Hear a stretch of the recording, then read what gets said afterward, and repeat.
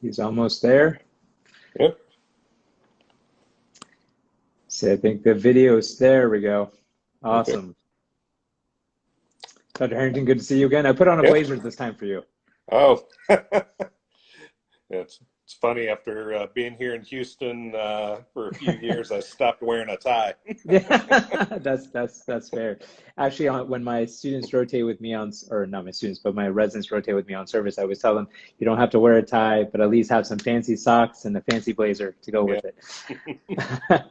So without much further ado, everyone, first off, I want to, we'll go ahead and kick it off right now. I want to welcome everyone to another episode of Behind the Scenes, a conversation with the program director, featuring the amazing Dr. Melvyn Harrington, coming in hot from Baylor College of Medicine in Houston, Texas. Dr. Harrington is an arthroplasty surgeon, having done his fellowship at Mass General. He did his medical training at Vanderbilt, his residency and internship at UC Davis in California, home sweet home for me, and has been at Baylor for quite some time, where he's the chair for diversity, equity, inclusion. He's also the residency director, and from what many people have told me, an absolutely wonderful advocate. And people have been messaging me like nonstop saying, oh, Dr. Harrington's the best, Dr. Harrington's the best. So Dr. Harrington, I'm super honored and thrilled to have you on tonight. So thank you again for your time, and I can't wait to have this conversation with you. Yeah, no, my pleasure. Thanks for the nice introduction. I guess that means my checks must have cleared. I think I got the Venmo earlier today.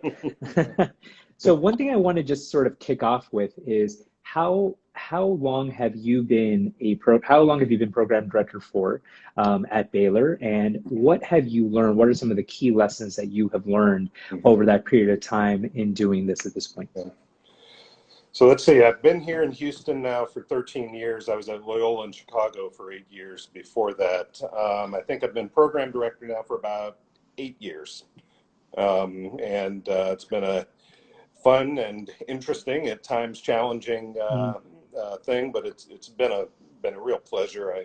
I enjoy working with the residents and watching them grow and move on and go on to do great things all across the country. And I've actually had the privilege of having several come back over the years as my partners and helping us to continue to grow and improve our program. So it's been excellent. That's absolutely wonderful. What do you think it is about at least your engagement with the residents and or the community and culture at Baylor that does draw residents to come back as faculty? Because you don't always hear that. Obviously, some places you do, but what at least about Baylor in your mind is sort of attractive in that way? I think we've got a pretty low-key and collegial atmosphere. We're not very hierarchical. We all get along well. We share patients back and forth. We're not competing with each other. And that's just sort of been the atmosphere since I've been here, and it's been very enjoyable. That's really excellent to hear. And do you think that that's something that you is there something in the application, or residency application specifically, you can kind of glean in that way that it's maybe telling of some people who may be your partners down the line? Anything in particular that sort of stands out to you? I don't know. Everybody always asks sort of, what's the typical Baylor resident, or what are we looking for? And I really don't know. We've got a very diverse group of residents, people from all over and all different backgrounds, and they somehow come together and work well. I don't know what it is. It's the melting pot that works, right? Yeah. And that's actually really great to hear, because I think a lot of times, people wonder what the culture of the program is, and hence why AWAYS become important to kind of get a feel for that. So in the context of this particular cycle, how are things changing for you and the selection committee at Baylor in terms of what kinds of things you are going to be looking for, at least from an application perspective, right? Because obviously many people may not be rotating or minimal rotations anyway. And so what sort of things are you guys gearing up to work to looking for more closely at with this cycle specifically? It's a great question that I really don't know the answer to. I think all of us are trying to figure out exactly how we are going to glean all of those intangibles and the fit characteristics from the applicant pool, since everything's virtual. And we get a lot of information from our rotators and figuring out who we think's a good fit. Although we don't always take all rotators, so we get a lot of information also on our in-person interview days, and even from our pre-interview social functions, give us a lot of information about the fit for the program and things like that. So this year, I think it's going to be a challenge trying to figure that out virtually, because it is really difficult to distinguish among applicants on paper. I tell everybody, as stressful as this year is for all of us, those of us on the program side, we really are pretty lucky because we've got a great applicant pool, and for the most part, we could probably just pick some folks at random and we'll be just fine, really, because the pool is so overqualified, as I tell all here.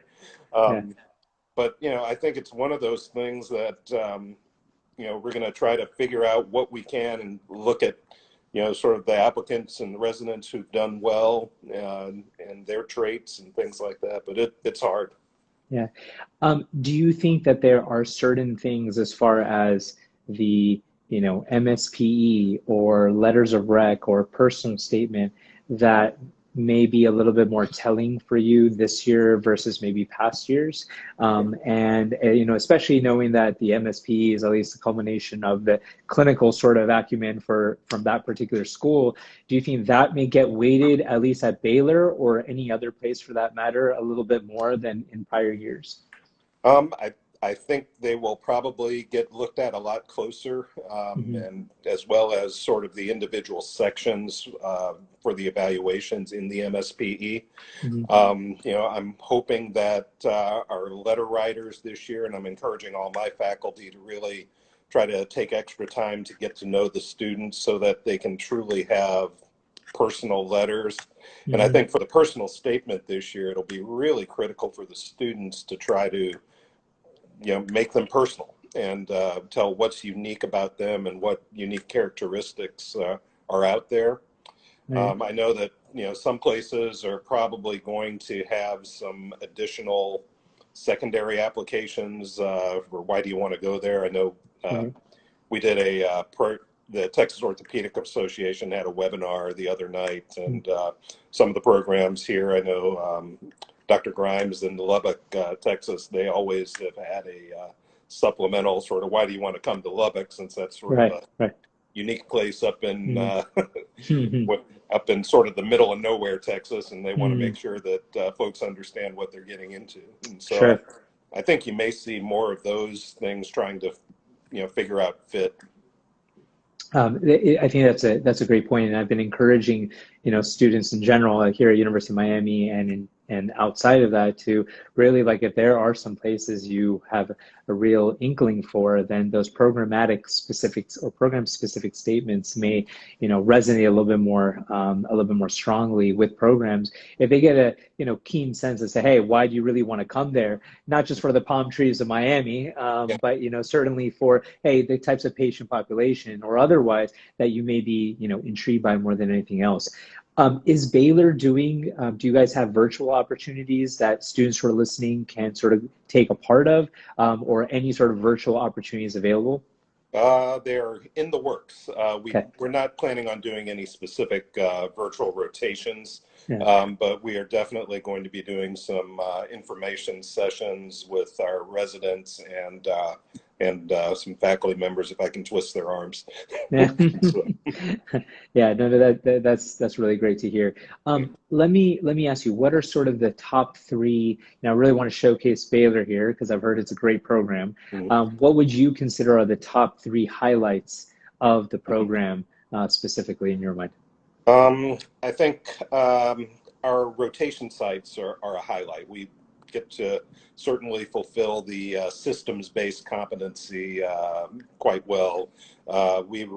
we rotate at Bentob. We cover the Bentob, which is our county hospital. It's a level 1 trauma center. It's one of only 2 level 1 trauma centers in the city of Houston, which really should probably have 6 or 7 based on our population. So it's pretty busy. We also cover the VA hospital, the Michael DeBakey VA.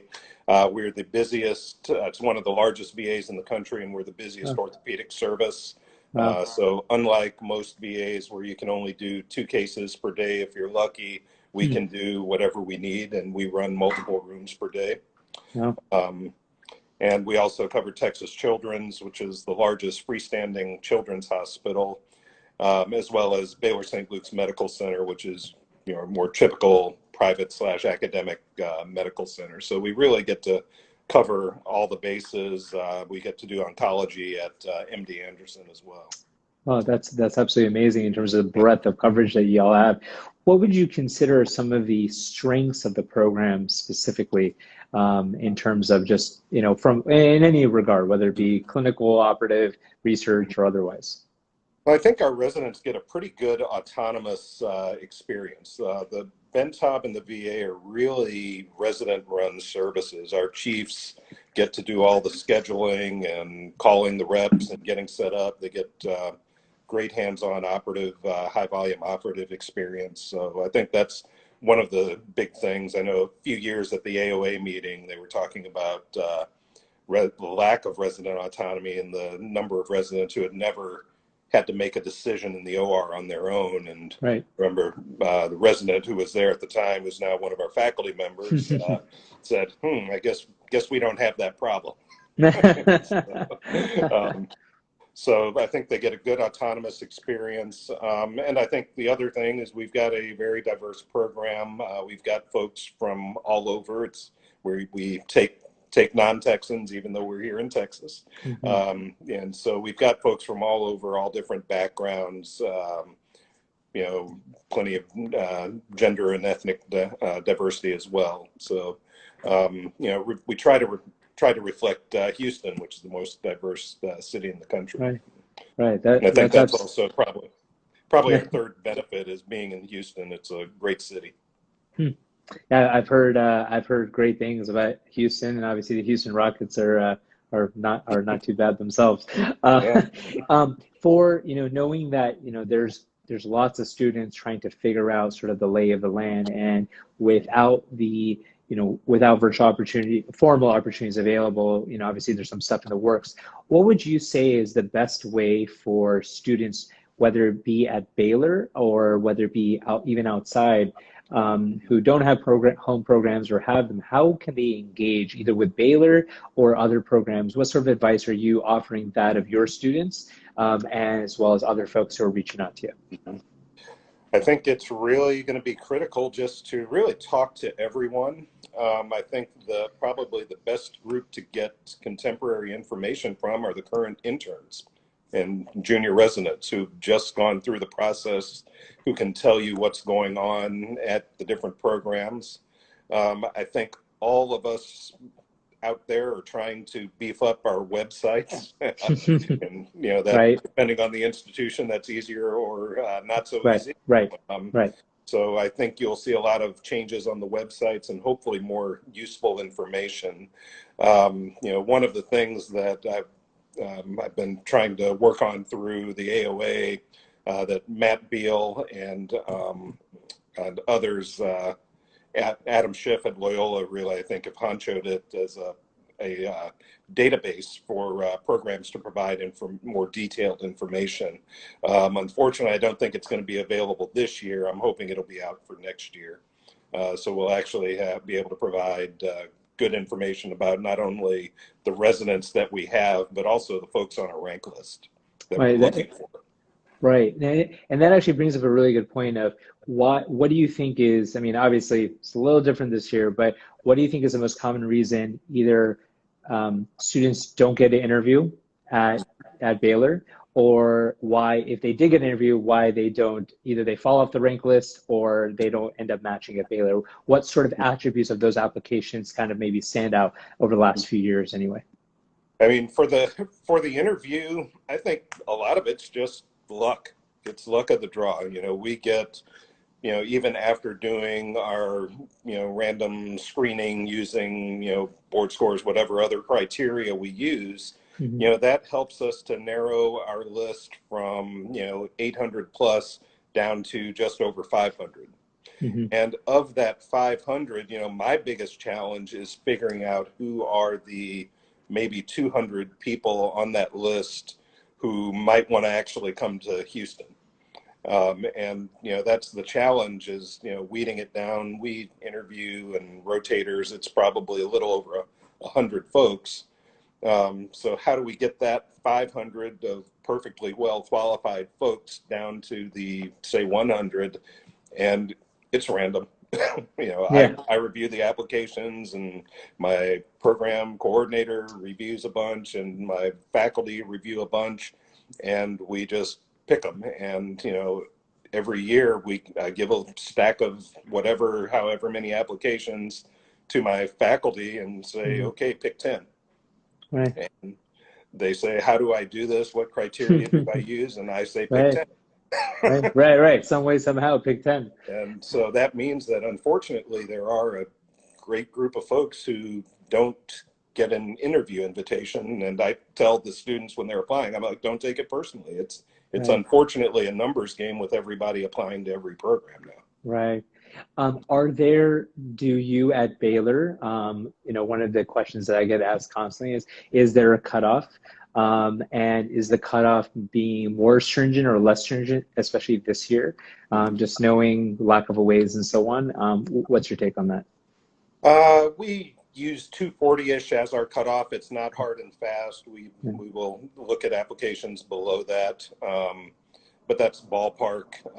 And it's also a numbers game. It really depends on how many applications we have and how stringent we want to be. So, we're not looking at just numbers. We're looking at all the other characteristics that are in there. I have some of my colleagues who are very much more than I am a numbers person. So, they're going to pick somebody who gets a 280 over a 279 every time. That was me. I'm just kidding, people. I did not get a 280, not even anywhere close. And then there are other folks who are like, who cares? I'm looking for more interpersonal things. So. Yeah, those are great, facets, and I think it's tough, and I think the students listening should just understand, and what Dr. Harrington's getting at is it's challenging. And it's tough, and everyone thinks that that the programs are trying to make it difficult on students. It's actually not. It's because there's 1,000-some applications that you have to narrow down some way somehow, and so that's part of it. But obviously, STEP's just one part of the puzzle, not the entire thing. There's a question that that's come up that asks, what are your thoughts on the recommendations that AOA and CORD have in part made with regards to submit 40 if you have a certain step score, or 60 if you've had a certain step score, etc. Are you making recommendations to your students in that same vein, or I'm the one who put that recommendation in our statement? Well, there you go. I've been pushing it for years. Debate. I know Brian Carmody has an hour-long video debating the merits of the statistics in that. But the real challenge is the over-application process. When each institution, for example, we have 10 Baylor students who are applying to ortho. And I guarantee that if all 10 of my students apply to every program in the country, it's going to be the same, probably maybe 6 who get all the interviews. And so, the students are competing against their own classmates. And I can tell you, when I get 10 to 15 applications from one institution, I'm probably only going to offer interviews to maybe 3, maybe 5 of them, even if all 15 of them are outstanding applicants. Right. So it's super interesting, because obviously we know that step 1 is going to pass fail, and also distant future. So at least do you think that cutoff should be sort of, or at least based, number of apps relative to step score, should that basically be the quote unquote screening criteria for as long as step one is still a numeric score? Should that be the case across the board? And do you think that at least this year, do you think that your cutoffs will maybe shift towards that 235 as opposed to the 240 that you were mentioning earlier? Yeah, I think everybody, at least on our TOA webinar, there were 10 programs on there, and pretty much everybody says they're going to stick with what they've been doing over the years, and then see what happens in terms of the numbers, and then maybe adjust from there. And I think that's our plan. Right. So I want to make sure we pivot back to Baylor, because obviously you've got someone like Dr. Harrington, who's at the helm and is doing a wonderful job with his, residents and, students as well. So what sort of things would you say that from a improvement standpoint that you are at the program director level, you're looking to say, hey, these are things that we can kind of make better at Baylor right now? Yeah, probably the biggest area that we're working on sort of institutionally is trying to beef up our research infrastructure in our department. The Texas Med Center has tons of research opportunities out there, and our residents take advantage of them. And my goal is to just get some more support personnel-wise, just to make it easier to get more done. We just brought in my partner, Dr. Halawi, who just joined us from Connecticut, is a research machine and has been cranking out a ridiculous number of papers just in not even 9 months that he's been here. That's awesome. And so, we'd just like to get some more support to get some databases and just more infrastructure for there. Clinically, we're probably going to be recruiting a spine surgeon at some point. But otherwise, I think all of our bases are pretty well covered. That's great to hear. Do you think, at least from how important, just from a application perspective, is research in your mind? The question I get is, do I have to have 10 first author publications? And I always say, no, that's not the case. But at least from just a review perspective, how do you think that that's particularly critical in your mind? Or is it like, hey, like it's part of the overall package like we've been discussing? Yeah, for us, it's part of the package. I'm not trying to be Joe Ionati and trained clinician scientist. If you want that, go to Case or Cleveland Clinic, I'm sorry. Right. And that's where they can do that. So, we have, one of my chief residents, he's an MD, PhD, and he's done ridiculous work on his own. He went and talked with one of our basic scientists and has an office in their lab, and he just went and did it.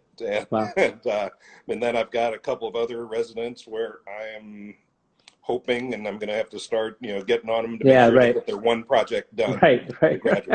So because they're not interested in research. And so, we have a requirement that everybody has at least one publishable quality paper to graduate, and most of our residents have several, but we've got a wide range of that. My goal is to just make it easier. Right. No, and that's great. And I think just for students listening, research is obviously not the end all be all. But I certainly think especially in orthopedics, a lot of what we do is benchtop to bedside in nature. And so to be able to understand sort of what we do and how it does in patients is particularly important, which is why a lot of us do a fair bit of research in general. Tell me a little bit about what the operative, you were kind of citing this earlier, but tell me a little bit about the operative exposure specifically at Baylor from, across the different hospitals that y'all cover. Yeah, so, with our level 1 trauma center at Ben Taub, it's very, very busy, except right now during the COVID, it's slowed down a little bit, but it's a very busy service, and they actually were fortunate. They just got a new OR set up, so they're able to do more cases during the day, and really the things that are going at night are just the true open fractures and the things that can't wait, but now they're able to run several rooms during the day to get the work done, which has made things a little bit nicer. At our VA, it's very busy service. We run about 3 to 4 rooms every day. Wow. And, You know, typically, like for example, I'm there on Fridays. Usually on Fridays, I'll run a room with 2 or 3 revisions. Our chiefs will do 3 or 4 primary joints in their room. We'll have a sports medicine room and a hand room also going there. And that's pretty much typical every day. We've got at least 2 or 3 rooms going. Wow, that's great. That's great to hear. Do the residents do a lot of clinic? Do they kind of do clinic through the entire Yeah. 5 years, or is it sort of like off and on? It's clinic heavy early on. Our twos probably spend way more time than I'd like in the clinic. That's always one of our goals. I don't rotate to go to Bentab. I work at the VA, and we're always trying to get the junior out of the clinic and into the ORs as much as we can. It's always a challenge with people being gone on vacations and interviews, but you know, that's always one of our big goals, is to try to get them in there more. But they do get a lot of clinic early on and get it out of the way, and then the chiefs and seniors get tons of operating. That's great. What is the overall chemistry amongst the residents, amongst the resident psych, and what's the resident interaction between faculty or what's a faculty and resident interaction like as well? It's great. They get along well. They hang out all the time, and you know, even though we've got a bunch of totally diverse and different groups of folks, they hang out and have great interactions, and same with the faculty. We get along with them very well. I don't think we have anybody in our faculty who's particularly malignant at all, and you know, we all have a very open door policy. They can call, text, whatever, anytime. Always shooting obnoxious texts off to the residents throughout the day. Yeah, I'm sure. Just to harass them.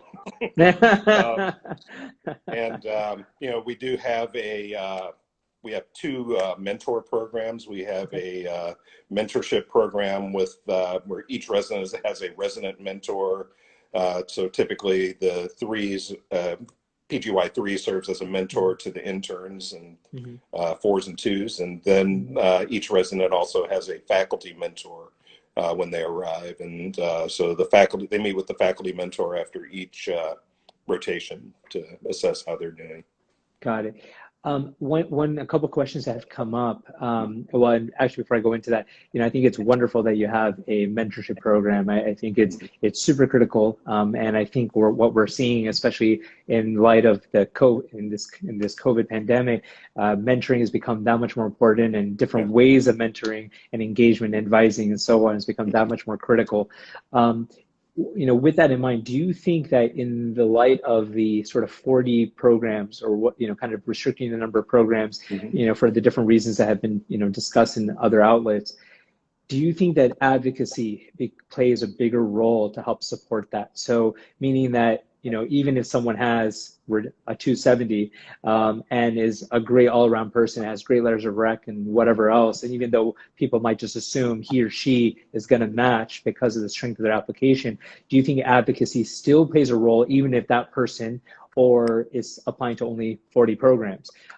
You know, do you think that's important at Baylor? Do you think that's important in general? Just sort of what's your take in that way? Yeah, I think that's going to be critical this year. I think unfortunately it's going to fall back to the boys club, and who you know, and where'd you train, and who's making phone calls and writing letters for you, which I think is unfortunate for the students who may not have a home program, and also for some of the underrepresented students. It's going to be a challenge, and also if you're not from a quote big name program, whatever that means. Right. And that's also one of my concerns with step 1 going past Vail, because it leaves out the opportunities for students to sort of prove themselves on step 1. Right. And you know, so I'm concerned a little bit that it's going to bounce back to the old days of who do you know. Right. Do you think that will affect, and this sort of circles back to some of the questions being brought up as far as, you know, osteopathic students and IMGs that are obviously, you know, the MASH just merged, and so we're going to see more DO students apply.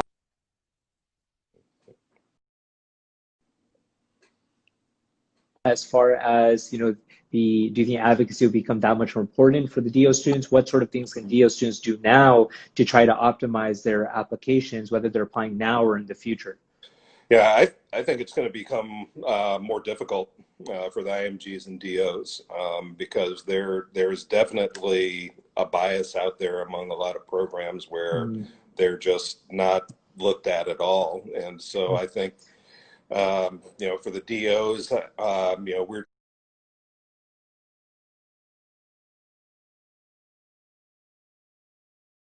trying to get the DO program directors more involved in CORD so that, we can get to know them. And, Sure. In our CORD meetings, we try to highlight the, corresponding the COMLEX scores to the STEP scores, although that's disappearing a bit. But yeah, I think it's going to be a challenge. Okay. And one other question that came up is, do you take international medical grads in your program currently? On the same token, are you looking at osteopathic students currently, and or will you in the not so distant future if you haven't previously? We have not had any IMGs or DO students.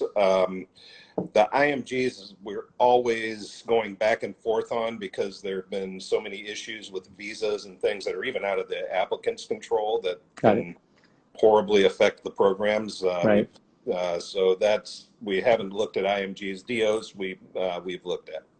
Okay. Got it. Yeah, I've had several DO fellows who have been outstanding. Got it. Okay, great to know. One of the things I wanted to ask is, how do the faculty get along themselves, and does that parallel and rival the chemistry amongst the residents that you were discussing earlier? Yeah, no, it's been a pleasure to work with all my partners.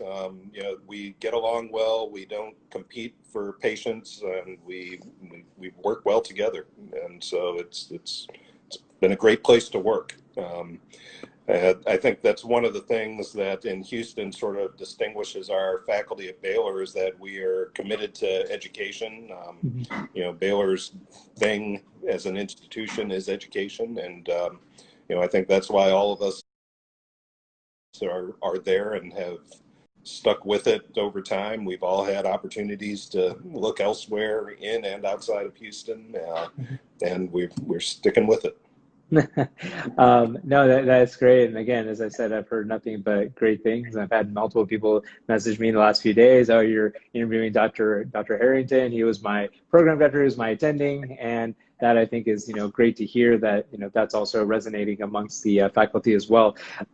From a application perspective, do reapplicants or people who have taken a research year, are they viewed any differently? Are they viewed in a positive way, sort of not so positive way, when you're kind of considering their application as a whole?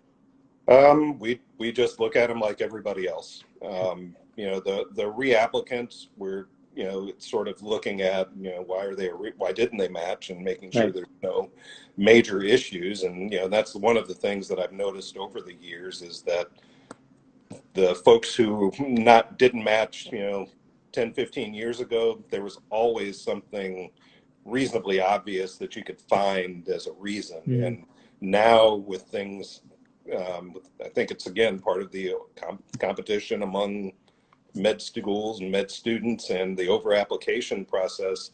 There are perfectly reasonable people who slip through the cracks, and so I'm trying to figure it out. The folks for research year, we look at them the same way. The one thing I think, if you're going to take a year off to do research, it better be a productive year. So if you only come out of a research year with one paper, people are going to wonder, what did you do? Right. Because there are those ridiculous folks who come out of a research year with 50 plus papers. Yeah. So. Yeah. Yeah, I totally agree with that. And I, as a person who didn't match the first time and then did a research year in Philly, yeah, you know, the sort of productivity, facet of things definitely comes into place, or you know, definitely gets asked. I also think another important question, and I wonder if you ask this is an interview question on the regular to reapplicants.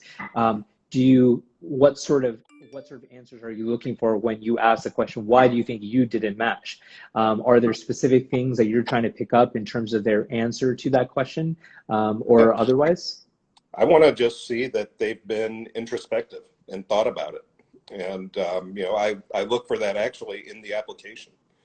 Something in the personal statement that explains, you know, why they've thought about it and sort of the steps they've done to improve if there's a deficiency or something like that. You know, I've had some reapplicants who, you know, they just have excuse after excuse, and it was the med school didn't do this, they didn't send this letter, and this didn't, you know, and they don't take any personal responsibility, or it doesn't seem like they've thought about it, and that doesn't bode well.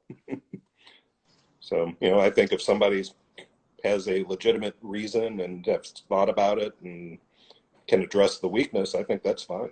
It's a growth Yeah. process. And I couldn't agree with you more. It's something I share with students all the time, that if you're gonna, you know, discuss that, you need to really be able to use that to kind of fuel the strength. What have you learned from that situation, right? How have you grown out of it, and what are you doing to sort of improve upon whatever deficiencies may come your way? Um, Yeah, I would say that would be my one piece of advice for the reapplicants is make sure your application looks different. Don't just use the same personal statement. Don't just get the same old letters that you have, because you know if you didn't match one time with that application, what makes you think you're going to do it again? that's a great point. A question that just came up is, are there some examples you have in your mind in the last few years of obvious reasons that someone didn't match, whether it be from Baylor or otherwise, or other folks that um, other folks coming through your you know, applying to the program? Yeah. I mean, most obvious things are, you know, lower board scores or not passing, you know, step 2 or one of the exams, or having, you know, poor grades or failing class, things like that. Or, you know, sometimes folks will know if they've had, you know, a bad letter or personality issue or something. Right. No, and that's something that's really interesting. I mean, it's important to know, and important to recognize, and it's also, if you don't match, just as Dr. Harrington was saying, you have to really be just thoughtful as to, hey, talk to your deans, talk to your advisors, talk to your faculty mentors, you know, try to even talk to, say you rotate, I try to get that feedback as to why, so you can articulate clearly for yourself the next time around. It's not just about why you didn't match, but what have you done to improve since that point in time. Someone just asked the question, if someone doesn't have ties to Houston or Texas at all, you know, how do they show interest in Baylor and or Houston? And then it circles back to a different question of, you know, should students be reaching out to program directors directly at this point or later on as well? Yeah, no, I would say send us an email. And, you know, there's been discussion about the signaling techniques, and is there going to be a signaling mechanism where you get tokens or rows that you can give to programs you're interested in? It's under discussion. I don't think anything's going to happen this year, just on a time basis. But I think it's important to reach out to the programs to, you know, send us an email, because, you know, that's really what we are looking for as program directors is, you know, sending an email tells me that, okay, you're in that 500 people of which, you know, you're one of the 200 that wants to come to Houston. Right. At least wants to come and take a look. And so, you know, if your application is reasonable, then that'll get you on the list. And that, you know, because we get that a lot of times, you know, after we send out our interview invitations, we'll suddenly get you know, my program coordinator, he'll get a email, hey, my wife's family is from the Houston area. Yeah. And it's like, oh, okay, I didn't see that anywhere on your application, and you're fine, so we'll, throw you on the wait list. So if we know that in advance, we can start it early. I would say this year, probably, you don't necessarily need to send them out now, but probably I would say, September, October, as things get closer to applications getting out, send to your top 2 or 3 places. I wouldn't necessarily send an email to every program you apply to. If you are interested in a program, tell them why specifically you are interested in that program. Make sure it's honest. That was one of the things that several of the program directors on our Texas webinar said, is that we can see through the BS. So don't send out the same form email to 97 programs. Specifically say we're interested in our program. If you're writing to me, make sure you're writing to the correct Baylor. Not one of the other 2 Baylors that are out there. When someone had asked earlier, these are headphones, not just for someone who would ask. And no, I would not travel during the pandemic, another FYI. But more importantly, the question that had come up is, the letters of recommendation, are you expecting to see more of that standard AOA, standardized letter of rec, or the sort of standardized, or the regular narrative letter, or both? And do you suggest one or the other, or just get both from everybody? Well, as a member of CORD, I encourage everybody to use the ESLOR, the standardized letter, because we're trying to collect the scores as data, so we can ultimately give the scoring history back to the writers of whether you're an easy grader or hard grader. So for that, I want everybody to use that, but there is the free text section that can be used for the written letter, or you can send a separate letter with it. Great. Yeah, and that's what I've been encouraging students to use too. Get both. Just get them together. They usually go hand in hand, and it's really not. I do think the narrative is probably going to play a bigger role this year to some extent, in terms of really describing you and your capabilities, and in a personal way too. And I think that that's important.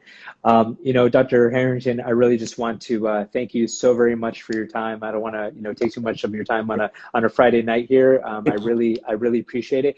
Any parting words of wisdom to the students listening about the application process this year, as well as Baylor specifically? I would say just in general to the students, just relax and go with the flow. You'll do fine. You'll get through it. We're all stressed out. Nobody knows what's going on. Nobody knows yet how their interview processes are going to be. We're trying to figure out even what system we're going to use for interviews. So, we're all in the same boat. Nobody knows. Nobody is happy with the situation. We would have loved to have been able to meet with you all in person, but we'll figure it out, and you'll match, and you'll be fine. That's wonderful advice. And Dr. Harrington, thank you so very much for your time tonight. Really appreciate it. Folks listening, thank you for joining us. Please give her a warm round of applause wherever you are to Dr. Harrington. You can reach out to him if you're truly interested in Houston. Don't just reach out to him just because. It's Baylor College of Medicine, Houston. Not Baylor Scott and White, not Baylor University. And again, those are great programs up north. This is being recorded. We will post it in the next couple of days on the OrthoMentor YouTube channel. Again, if you have any other questions for me, feel free to DM them, and I can always send them to Dr. Harrington's way, and try to connect you all. All right, well, have a great rest of the night. Thank you again, Dr. Harrington, and stay safe out in Houston. All right. Thanks. Everybody stay safe and good luck. All right. Thank you.